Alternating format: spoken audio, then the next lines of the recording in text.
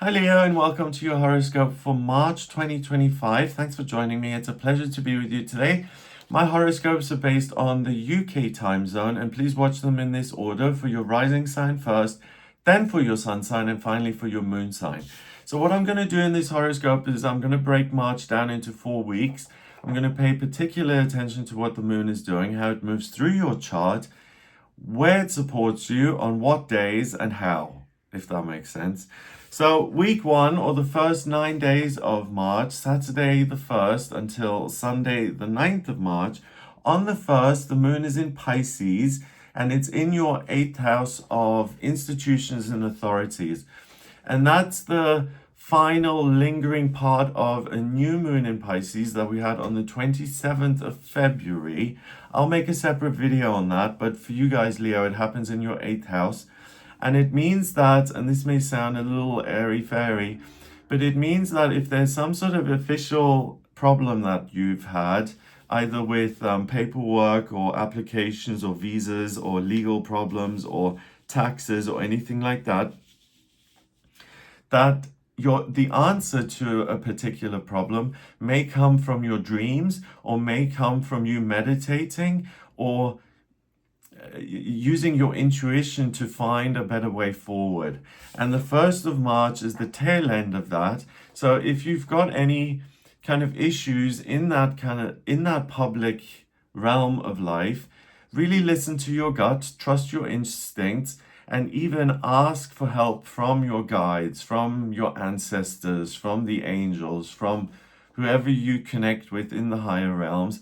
Ask them for concrete help with that kind of a problem. It's likely to be given. Also, on the 1st of March, Venus, the planet of love and beauty and creativity, that goes retrograde until the 12th of April 2025. I always mention that it's not the best time to start new businesses or new relationships during a Venus retrograde, because your perspective on what you love is very different. In your case, it's in your 9th house of education and travel and connection to the higher realms.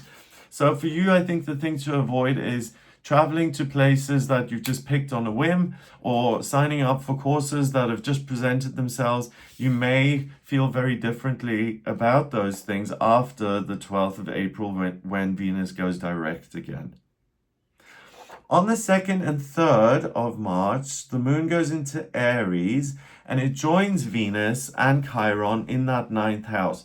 So instead of going to new places or signing up for new things, look at the existing information that you've acquired, things that you've studied, things that you've learned, or places that are familiar to you, and look to those to give you a sense of comfort or to provide you with the answers that you're looking for.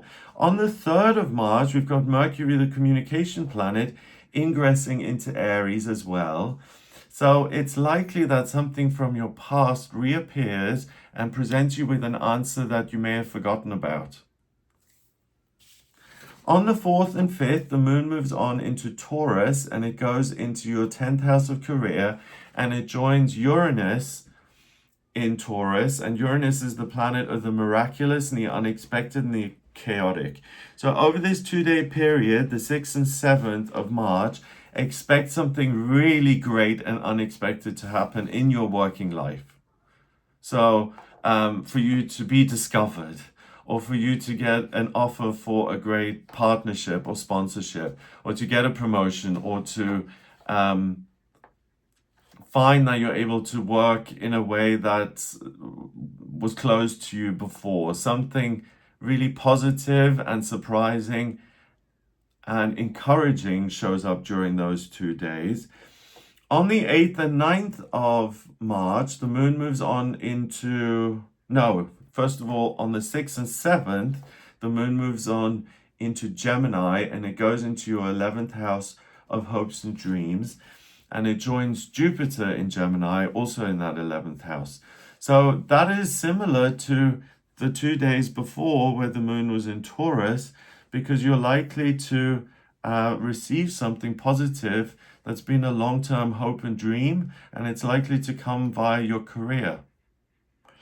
So not just the 4th and 5th, but also the 6th and 7th, that 4-day period, expect something really good to happen to you that was unexpected, and that's been something you've been longing for a long, long time.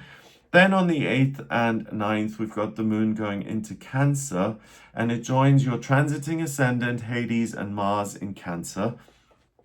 So if you're Leo who's never been particularly spiritual, you may be surprised that you have some experience which makes you feel the love of some benevolent higher power, or that you may feel some sort of positive presence in your life that is ethereal and unearthly, and that really prompts you to reevaluate your own spiritual beliefs, because it's going to be a very real personal experience where you feel either the angels or my ancestors or something has reached out to me here and has reminded me that I am loved, that I am supported, and that what I go through in life has meaning and purpose, and that someone is interested in my well-being. On the 8th of March, that's the day when it's best to see Mercury in the night sky if you're a stargazer. So look for the planet in the sky in the west just after sunset. You'll see it at its most brightest. And Mercury is in Aries in your 9th at that point. So something in your life gets bigger, and it's almost like having this friendly, benevolent presence up there in the sky, which encourages you and confirms to you that your life is growing and it's getting bigger, and hopes and dreams are being realized and will continue to be realized. And this is just the very start of all of that. So the first 9 days look life-changing almost in terms of the way you're going to feel. We have the moon starting in your 8th house, and it ends up in your 12th house. So that's pretty much the top half of the chart. Quadrants 3 and 4 minus the 7th house.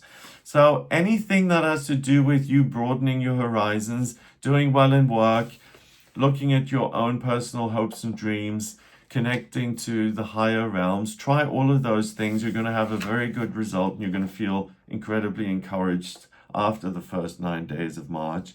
Week 2, Monday to Sunday, the 10th to the 16th of March. On the 10th, 11th, and 12th, we have the moon in your sign of Leo, and it's in your first house of self. So simply expect these 3 days for you to have a lot of energy, to have a great sense of well-being. It's also, if you can, a great 3-day period to take off, to simply do things that you enjoy, to not necessarily work, but to do something that's just personal, and that kind of pursuing hobbies, taking a little bit of downtime, and just getting in touch with your inner child and making your inner child happy. On the 13th and 14th, the moon moves into Virgo, and it goes into your second house of money. And Virgo is very good at analysis and taking a look at the bigger picture, making sense of it, and then coming up with meaning and answers. And in your second house, it means that you'll be able to find a way to increase your income. Particularly on the 14th of March, we have a lunar eclipse on the south node, and it's a full moon in Virgo. And the effects of eclipses are always felt for 6 months. So until August, you're going to find it easy to let go of ways of creating an income for yourself that are either not where you think they should be, or you're having to work too hard for too little in return, where there's an imbalance. And you'll find ways of letting go of those in order, and as well as replacing them with different ways of creating an income for yourself that is much more beneficial to you. So working smarter, not harder, getting more of a reward for the work that you do, creating more prosperity and abundance, and having a sense of plenty. So this eclipse on the 14th of March really encourages you here, Leo, for the next 6 months to let go of jobs where you're being exploited, or where you're not appreciated, or where you're being overworked, or where you're not getting paid for overtime, and to say, do you know what, I don't need to put up with this because I've got alternatives. I'm going to pursue those, and I'm going to try those out. And by trying them out, you will not be disappointed. And 6 months down the road, you'll look back on this and you'll say, I'm so glad I let go of these things, because now I'm in a much better position where I have more. On the 15th and 16th, the moon goes into Libra, and it goes into your third house of communication. So on those 2 days, if there's anything where you need to convince someone, or you need to articulate something in a very skilled manner, or where you want to work creatively, those are the 2 days to do it. You'll come across in a way that's very charming and charismatic. On the 15th of March, Mercury, the communication planet, that goes retrograde until the 7th of April 2025, and that happens in your 9th house. So with Mercury going retrograde up there, I don't think this is a good period for you from the 15th of March until the 7th of April for you to sign up for any new courses that you've just discovered. They may be a waste of time, and instead focus on what you can do in creating different sources of income and looking at opportunities in that realm. But anything that requires you to sign up for a course and to pay a ton of money to get onto that course, really avoid during this Mercury retrograde. So in week 2, the moon started in your first house of self, and it ended up in your third house of communication, and that's the first quadrant. Houses 1, 2, and 3. So in week 2, it's really about changing your perspective on how you make money, and it's the realization that there are other ways of doing that that would be much more beneficial to you, and to embrace those new ways. Week 3, Monday to Sunday, the 17th to 23rd of March. The moon is still in Libra on the 17th, so all of that charisma is still there. Then on the 18th and 19th, the moon goes into Scorpio, and it moves into your 4th house of family and your roots, and it joins Vesta, that's also in there in Scorpio. So these 2 days are great to go home, literally and metaphorically, to spend it with family members, with your closest friends. If there's a place that represents home, to go visit that and to recharge by connecting with something or someone that's very familiar, and where you feel the love and where you feel a strong sense of connection. On the 20th, 21st, and 22nd, we've got the moon going into Sagittarius, and it goes into your 5th house of what you love and romance and children. And it opposes Jupiter in your 11th house.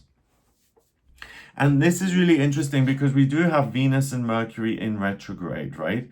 So with the moon opposing Jupiter, I think that there's an opportunity to discover a new way of creating a greater source of income for yourself. But there's also a risk of meeting someone who you become infatuated with and fascinated by, who's not a good match for you. So it's important to differentiate between what am I doing in terms of creating more of an income and generating more abundance for myself. But if there's someone who comes into my life who seems to completely upend my life and totally distract me and throw me off course from everything else that I've been doing, that's the big red flag to avoid. On the 20th of March, the sun goes into Aries, and that moves into your 9th house, where we've got Venus and Mercury in retrograde, and the part of fortune and Chiron. So again, it's going back to information that you've learned in the past, revisiting that for answers to improve your circumstances in the here and now, and it's continuing to avoid courses or quick fix solutions that promise to make everything wonderful by the snap of a finger, and all you have to do is pay, for instance, something ludicrous like 8,000 to get on the course. That's the key thing to avoid. So for you, Leo, it's an interesting month where you really have the opportunity to let go of work that doesn't support you and to identify that in the first place. But where it's a little bit tricky, where you need to watch out for people who come into your life who may not have the best intentions, or even people or educational institutions that are looking to exploit you, and obviously to avoid those. Also on the 20th of March, we have the spring equinox if you're in the northern hemisphere. If you're in the southern hemisphere, it's the autumn equinox. And it doesn't matter where you're located, it's the time of the year where we have equal amounts of daylight and nighttime. So the shadow self and the conscious self, there's perfect balance between the two. And for you, that kind of balance scale is going to be very helpful in differentiating between what is actually going to pay off for you. And in your case, it's focusing on income, securities, assets, work, and then avoiding the things that may drag you down. Dishonest relationships, courses that promise to deliver something that they then will not deliver. And for you, it's really important to look at March as in night and day, good and bad, and to differentiate and to keep things very simple in that way. So week 3, let's see, the moon started in your 3rd house and it ends up in your 6th house. Yes, and I haven't mentioned that on the 23rd, the moon goes into Capricorn, and also moving into week 4, the moon stays in Capricorn on the 24th. These are 2 days where it's really easy for you to get a lot of work done, to be incredibly productive. If you're planning to make changes to your own physical health, either through the way you exercise or your diet, your nutrition, you'll be able to work on those things and make major changes without the usual fears or self-doubt. But in a much simpler way, if you've got a ton of paperwork on your desk that needs sorting through, that needs working on, you'll be able to really get things done in a way that's very satisfying. So the 3rd week, the moon starts in your 3rd house and it ends up in your 6th house. So that's house 3 and quadrant 2. Quadrant 2 is houses 4, 5, and 6. So this 3rd week is really about connecting with something that makes you feel supported and loved and grounded, being productive in terms of the work that you can accomplish and that you can sort through, and avoiding people and institutions that have an ulterior motive and that are trying to exploit you. Week 4, Monday to Monday, the 24th to the 31st of March, the moon is still in Capricorn on the 24th. On the 25th and 26th, the moon goes into Aquarius in your 7th house of relationships, and it joins Pallas in Aquarius and Pluto in Aquarius.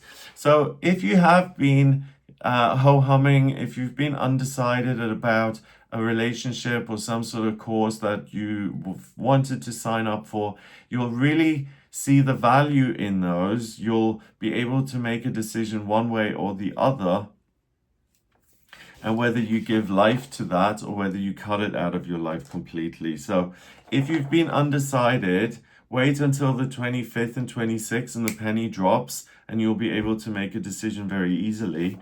On the 27th and 28th, the moon goes back into Pisces in your 8th house.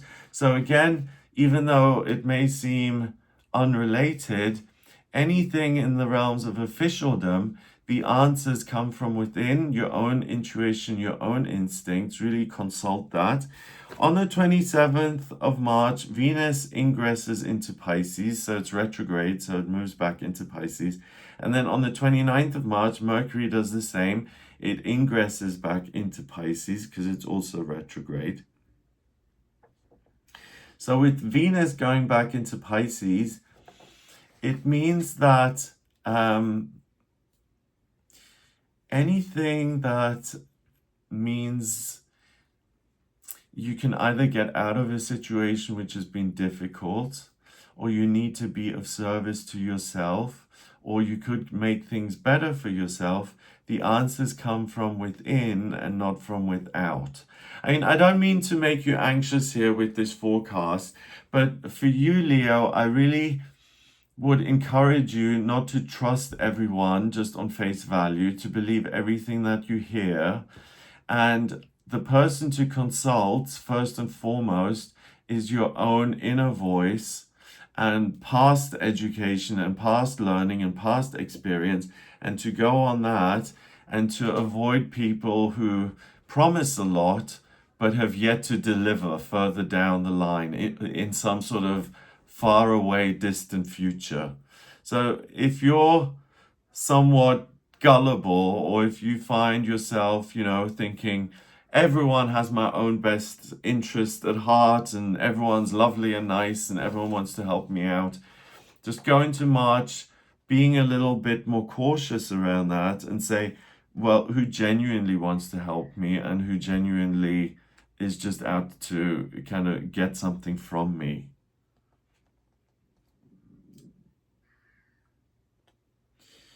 On the 29th and 30th, the moon goes back into Aries and it joins Mercury.